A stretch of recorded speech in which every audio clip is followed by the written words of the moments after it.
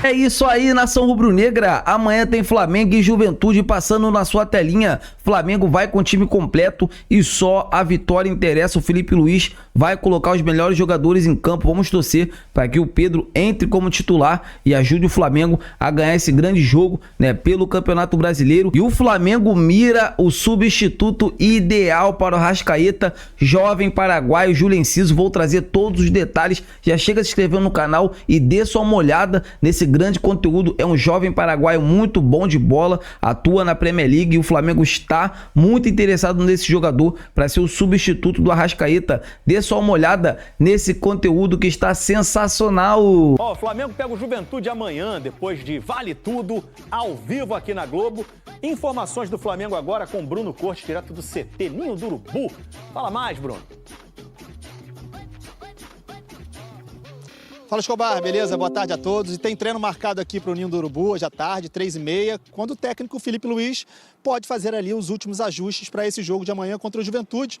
Ele tem algumas possibilidades, boas opções também para essa partida, pensando em escalação. Ele vem fazendo rodízio entre os jogadores, de vez em quando poupando alguns, né? Então, entre essas opções, tem o Danilo. Danilo que voltou a ser relacionado depois de 50 dias. Foi para Porto Alegre para o jogo com o Grêmio no fim de semana. Ficou no banco, mas não jogou. Se ele jogar contra o Juventude, pode ser uma boa, pensando em dar uma descansada na dupla de zaga titular, pelo menos um dos dois, né? Léo Pereira e Léo Ortiz, que estão entre os jogadores com mais minutos em campo na temporada 2025, vem de uma sequência de 11 jogos como titulares. Outra opção é o Pedro. Torcedor do Flamengo, claro, tem uma expectativa enorme em ver o Pedro mais vezes em campo, por mais tempo também. Ele voltou a jogar depois de quase 7 meses na quarta-feira passada, no jogo da Libertadores, contra o Central Córdoba. Entrou no meio do segundo tempo, tocou pouco na bola, mas se jogar com Juventude, vai ganhando mais minutos para essa volta gradativa. Dá certo, né, Escobar? Abraço. Mas quem tá tranquilo nessa história é o Pedro Henrique Torre, né? No nosso quadro ali, ele tá liberado. Com as informações do Flamengo, muito tranquilo com o Felipe Luiz, né? Tá tudo certo, né? Tudo bem, pessoal? Um beijo, Mari, abraço, Bruno, abraço a todos aí do estúdio. Olha, eu sempre digo, tranquilo no Flamengo é uma palavra muito forte, uma expressão até muito forte. No balanço das horas, tudo pode mudar. Isso denuncia idade, mas tudo bem. Tudo bom, pessoal? Um abraço aí. Flamengo, teoricamente, um pouco mais tranquilo depois da vitória no último fim de semana contra o Grêmio. Uma boa atuação da Arrascaeta, 2 gols, 2-0. O Flamengo teve um jogo talvez tranquilo, acima do esperado, né? Lá na Arena do Grêmio, então conseguiu os 7 pontos no Campeonato Brasileiro. Começou bem, porque foi um empate em casa, jogando até bem contra o Inter, que é um candidato ao título, e 2 vitórias em sequência fora de casa. Agora tem 2 jogos em sequência no Maracanã. Esse primeiro agora contra o Juventude, nesta quarta, 21h30. Então vai ser um jogo bem importante. E aí depois o Juventude vem bem no Campeonato Brasileiro nesse início. E depois contra o Vasco, clássico no Maracanã. O Felipe Luiz pode começar a tentar fazer aquela rotação. Os famosos potinhos, né, Bruno? Que a gente sempre tanto fala assim. Começar a segurar um pouquinho os jogadores, porque é jogo quarta domingo, e o Flamengo tem um jogo no sábado contra o Vasco, e depois já o jogo na altitude, viaja domingo para Quito, quando vai enfrentar na terça-feira a LDU. Então, por exemplo, a dupla de Léus ele tem jogado bastante na zaga, então pode segurar algum desses jogadores ali. O Danilo, que já estava recuperado, ficou no banco na última partida, pode entrar, é uma possibilidade aí de ganhar mais jogo. O Pedro ganhar alguma minutagem, não de início, mas enfim, pode entrar na equipe. Tem o Juninho também, o Alexandro na lateral esquerda tem jogado bastante, jogador veterano, então tem que controlar mais a questão da carga dele também.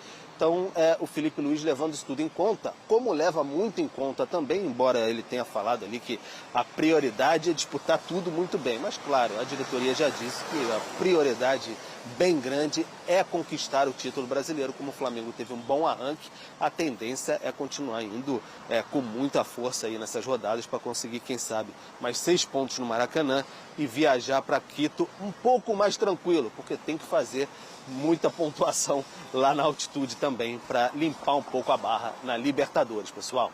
Vene, não pode ainda cravar o time, né? Mas a sua opinião, quem você acha que vai ser o time para encontrar aí o Juventude pelo Campeonato Brasileiro? Talvez o torcedor vai entender muito como vai ser o movimento do Flamengo pela temporada, ou Vene Casagrande, na escolha do Felipe Luiz para esse jogo? Tá muito claro que o Felipe Luiz ele vai fazer uma espécie de rodízio, né? Com alguns jogadores, tendo em vista um calendário extremamente puxado. Ontem eu estava conversando com um funcionário do Flamengo que nunca tinha trabalhado em clube de futebol. E ele falando assim, Vene, eu estou exausto, eu estou extremamente cansado. Eu fico imaginando os jogadores, porque é um jogo atrás do outro. Vamos lá. O Flamengo jogou no final de semana. Aí segunda se reapresentou. Treino leve, regenerativo. Hoje, treino à tarde. Aí tem um único treino para pegar o Juventude. Joga quarta. Na quinta, regenerativo. Sexta, um único treino para encarar o Vasco no sábado. E assim vai. Esse é o calendário que exige bastante dos atletas. E aí o torcedor às vezes acaba não entendendo por que alguns jogadores serão poupados. No caso do jogo contra o Juventude, aí é uma opinião minha, não é informação. Eu pouparia um dos zagueiros, porque os zagueiros vêm jogando uma sequência absurda aí. 11 jogos de titular, Léo Ortiz e Léo Pereira. 11 jogos seguidos como titular e jogando uma minutagem extremamente alta. O Danilo já voltou a ficar à disposição. Eu começaria com o Danilo e pouparia um dos zagueiros. Quem? Eu escolheria o Léo Ortiz, porque eu acho que o Danilo ele consegue fazer uma boa saída de bola como o Léo Ortiz. Se você botar os dois, aí você acaba desgastando o Léo Ortiz e poupando o Léo Pereira, então eu preferiria poupar agora o Léo Ortiz, pensando no jogo de sábado contra o Vasco da Gama, que é um clássico extremamente importante. Então eu começaria com Danilo e Léo Pereira na zaga contra o Juventude. No ataque, eu pensaria no Pedro começando, para dar mais minutagem para ele. Eu entendo que o estilo de jogo, inclusive o Felipe Luiz explicou isso, por que ele não jogou contra o Grêmio? Porque ele queria um jogador atacando espaço, e não é a característica do Pedro. O Pedro não consegue fazer isso. Inclusive será um trabalho para o Felipe Luiz, porque ele vai ter que encaixar o Pedro nesse time. Sim. Como? Ninguém sabe. O Felipe Luiz ele ganha muito bem para ele pensar numa forma de colocar o Pedro como titular. E o Pedro tem que ser titular na minha concepção. Então eu começaria com o Pedro, já dá para minutagem nesse jogo contra o Juventude, e com o Danilo na zaga também. Ô Lucas Pedrosa, eu já falei nesse programa isso aqui e vou falar outras vezes. Vamos debater muito durante esse ano a manobra que os times terão que fazer em relação ao calendário. Talvez no início dessa temporada, quando der certo, ninguém vai falar nada, como foi com o Renato Gaúcho, que poupou 8 e ganhou de 8, né? Ou como quando vai poupar, como o Flamengo fez em casa e perdeu. Vai poupar, todo mundo vai poupar, vai ter que poupar. Se não poupar, só um não detalhe em chega relação até ao 21 Flamengo. de dezembro. Poupou um tempo só, porque os 3 entraram no segundo tempo. No segundo tá? tempo. Mas aí o negócio já estava estabelecido, né? Pra desfazer é um negócio difícil, hein, Vene? Não, e inclusive, talvez mostre um pouco de erro de planejamento, porque quando você coloca esses atletas no segundo tempo para eles correrem atrás dos resultados, eles correm muito mais. Perfeito. A minutagem pode ser um pouco menor, mas o estresse até mental é muito maior. Ô Pedrosa, o Felipe Luiz, o Paiva, o Carille, o Renato Gaúcho, todo mundo vai ter que fazer isso a todo momento nesse calendário brasileiro até o final. Só para o Pedrosa falar, o Internacional poupou no final de semana 2 dos principais jogadores, como, Alan gente. Patrick e Fernando. Eu estava conversando com o Alex Telles, ele falou, Fernanda, eu tô com a minha mala, que eu nem tô desfazendo a minha mala. E é a primeira temporada do Alex no Brasil desde o início nesse calendário, porque no ano passado ele chegou na metade do ano. Ele falou, não, a minha mala tá intacta e eu não mexo na mala, porque eu não parei na minha casa ainda, ele tá com um bebezinho pequeno, um filhinho pequeno. Porque é isso, é uma loucura, ô Vene Casagrande, ô Lucas Pedrosa. Ih, tá igual o Ronaldinho Gaúcho. Vai. Olha, Fernanda. Obrigada pelo Eu até elogio, comentei lá no Twitter, né, que tinha um torcedor falando assim, por mim não poupa ninguém, porque o jogador ganha muito, tem que jogar todos. Gente, o torcedor que não entender que o seu time vai ter que poupar para não chegar em junho, você falou dezembro, é em junho. Se não poupar até junho, vai estar todo mundo fadigado, lesionado, e isso vai se transformar em derrotas. Então hoje o futebol é profissional, gente. Não é uma escolha que o torcedor quer. O técnico, ele ouve a fisiologia, o técnico ouve o departamento médico. Hoje tem a tecnologia que você sabe se o cara vai estourar ou não, o que ele precisa fazer ou não.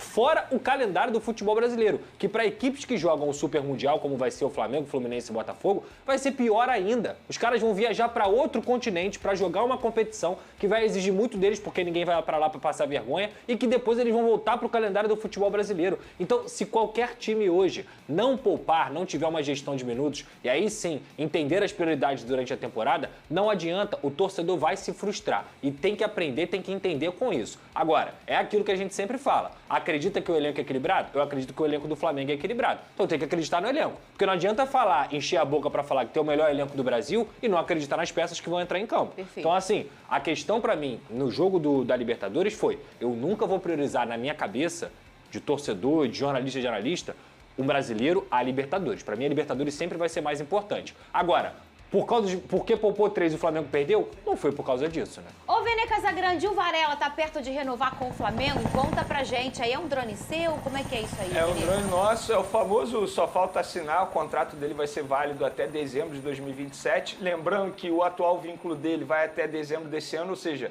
a partir do meio do ano ele poderia assinar o pré-contrato e sair de graça do Flamengo. Só que ele não quer sair do Flamengo, o Flamengo também não quer perdê-lo. Inclusive, a permanência dele foi um pedido do Felipe Luiz, por entender que o jogador vem dando conta do recado dentro de campo, sempre que é exigido, tanto na lateral direita quanto na lateral esquerda, quebrando galhos, mas no dia a dia é um cara extremamente profissional.